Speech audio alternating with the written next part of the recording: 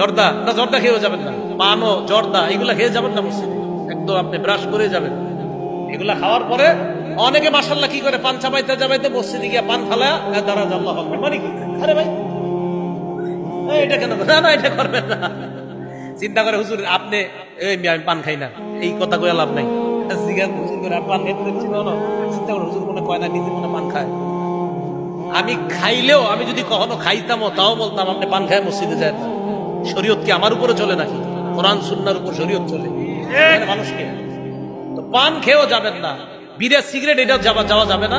আর হলো আপনার কি, ওই যে পেঁয়াজ রসুন, হ্যাঁ নবীজি বলছে একান্ত যদি তোমাদের ফাইল্লা বুদ্দা কুনতুম আকিলিহা ফাইন কুনতুম লা বুদ্দা আকিলিহিমা, তোমরা যদি পেঁয়াজ রসুন খেতেই হয় ফামিতুহুমা তাবখা, এইগুলা তোমরা রান্না করে এইগুলাকে সেদ্ধ করো, রান্না করে এইগুলাকে পরিশোধন করে এরপরে খাও, তখন আর গন্ধ হবে না।